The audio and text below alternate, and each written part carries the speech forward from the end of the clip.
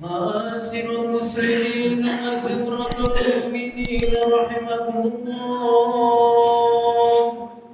روي عن أبي هريرة رضي الله عنه أنه قال قال رسول الله صلى الله عليه وسلم: إذا قلت لصاحبك يوم الجمعة أنصت والإمام يخطب فقد لقد أنصتوا رحمكم الله،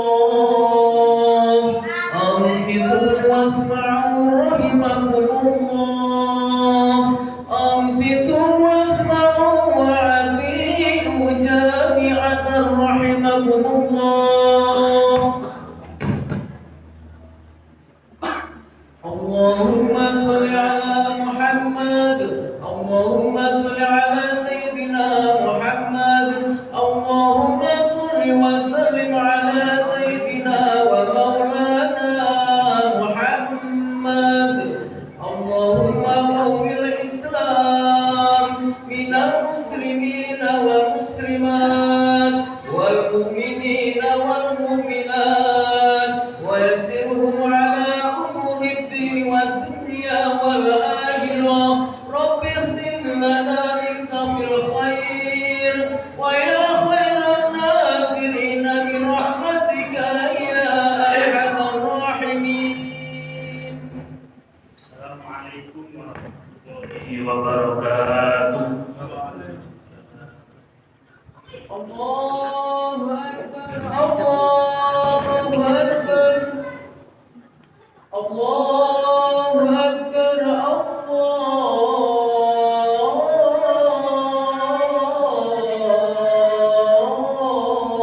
الله أكبر. أشهد أن لا إله إلا الله، أشهد أن لا إله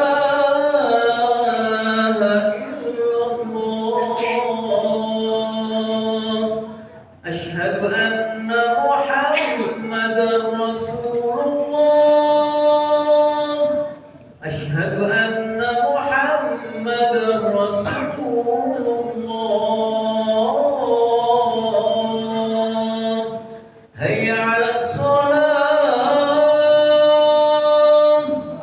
حي على الصلاة،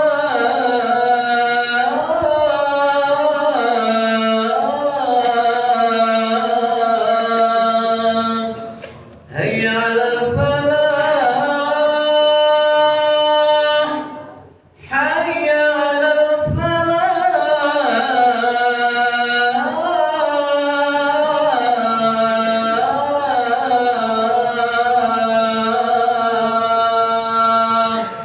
الله أكبر، الله أكبر، لا إله إلا الله.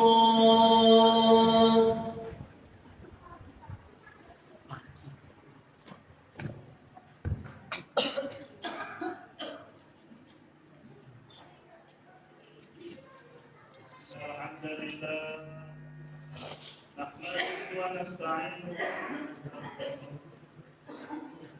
ونعوذ بالله من شرور أنفسنا ومن سيئات أعمالنا.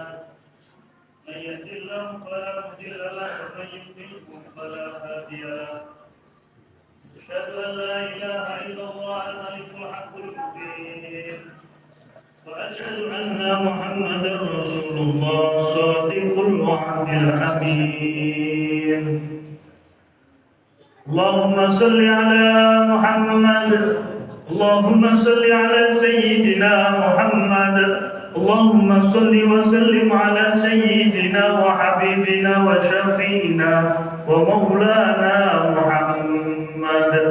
أما بعد، فيا أيها الناس اتقوا الله، اتقوا الله حق تقاته ولا تموتن إلا وأنتم مسلمون. Jamaah sidang Jumat yang dimuliakan Allah Subhanahu wa taala. Di hari yang mulia ini dan di atas mimbar yang mulia ini, giliran kami mengingatkan kepada para jamaah, khususnya kepada diri saya sendiri, marilah kita selalu senantiasa meningkatkan takwa kita kepada Allah Subhanahu wa Ta'ala, dengan artian menjalankan seluruh perintahnya dan menjauhi segala larangan-larangan. Bekal yang terbaik, sanu yang terbaik hidup di dunia telah kita menghadap kepada Allah Subhanahu wa Ta'ala ialah takwa kepada Allah Subhanahu wa Ta'ala. Jamaah yang dimuliakan Allah Subhanahu wa Ta'ala, ada kebiasaan sebagian besar yang dilakukan setelah menjalankan sholat fardu, yakni kita tidak pernah meninggalkan berdoa, Rabbana atina fid dunya hasanah wa fil akhirati hasanah wa qina adzabannar. Ya Tuhan kami, berilah kami kebaikan di dunia dan kebaikan di akhirat, dan peliharalah kami dari siksa neraka.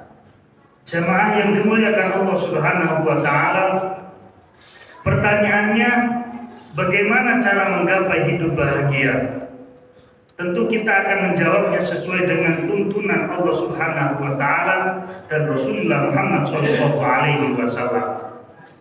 Dalam Al-Qur'an surat An-Nahl ayat 97 Allah berfirman, "Man 'amila sholihan min dzakarin aw unsa wa huwa mu'minun falanuhyiyannahu hayatan thayyibah wa lanajziyannahum ajrahum bi ahsani ma kanu ya'malun." Barang siapa mengerjakan kebaikan dan laki-laki maupun perempuan dalam keadaan beriman, maka pasti akan kami berikan kepadanya kehidupan yang baik dan akan kami beri balasan dengan pahala yang lebih baik dari apa yang telah mereka kerjakan. Jamaah yang kula muliakan, Imam Al-Qurtubi menjelaskan di dalam kitab Tafsir Al-Qurtubi juz 10 halaman 174 bahwa terdapat beberapa tanda-tanda hidup bahagia. Yang pertama adalah rezeki yang halal. Rezeki yang halal membuat hidup menjadi bahagia dan berkah.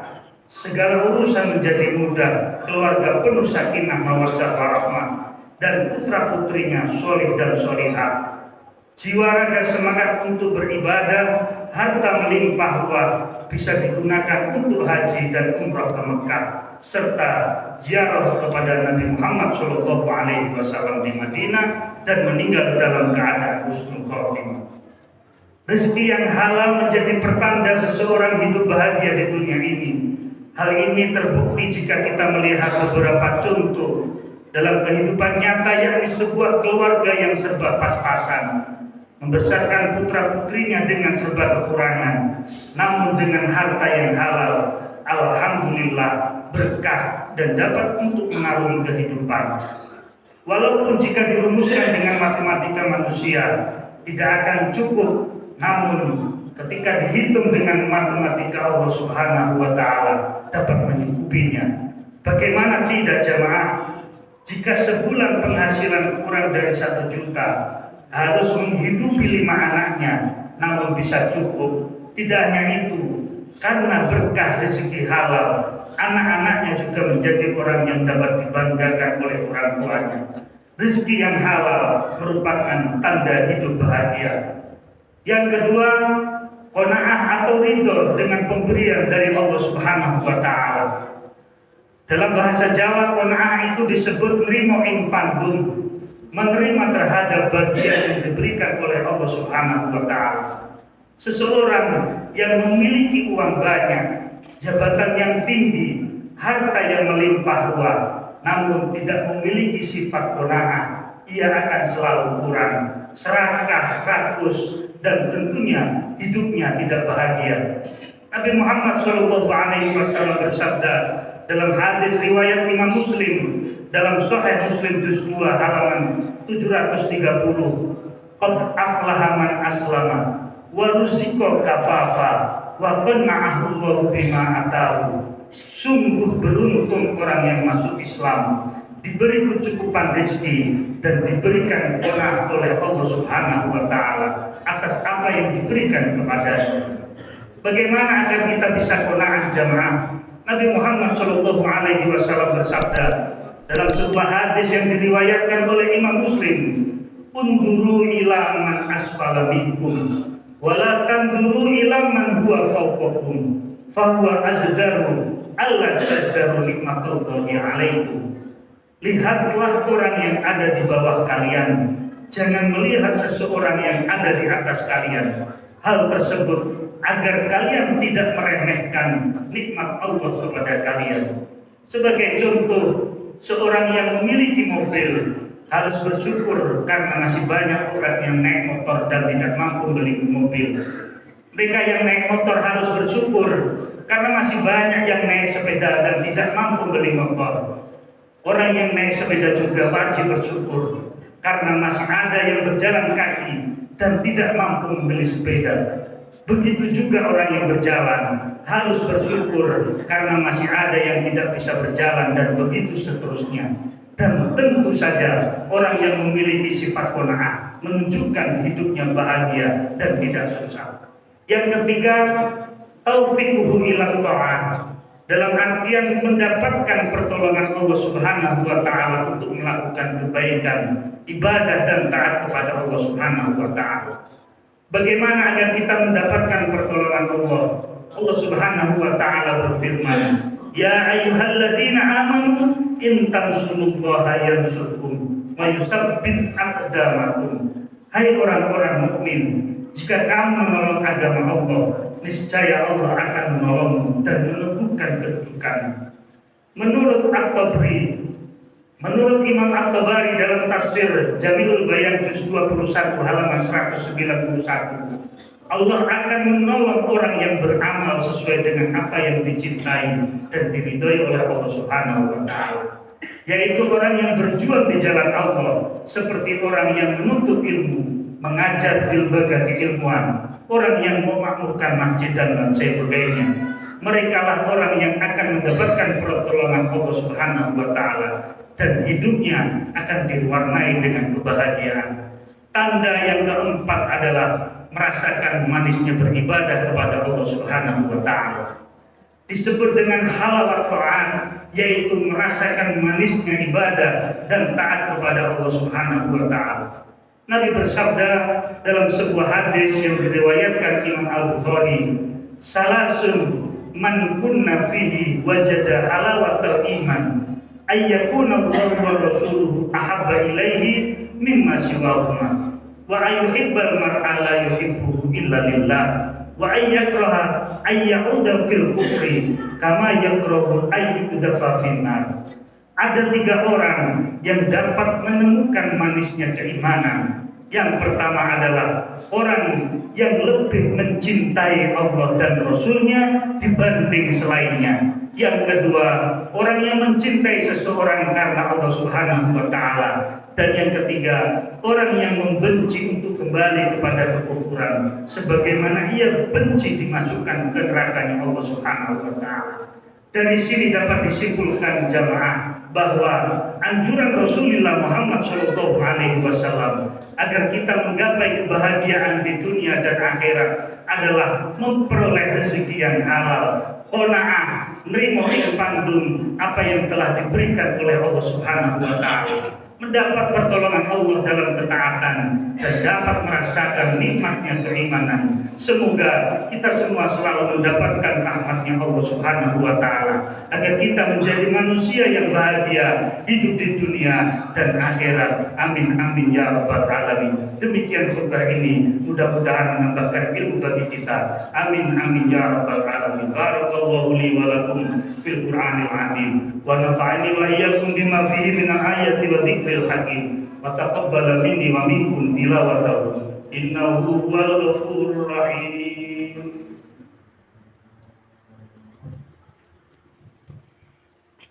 Allahumma salli wa sallim ala sayyidina wa maulana Muhammad.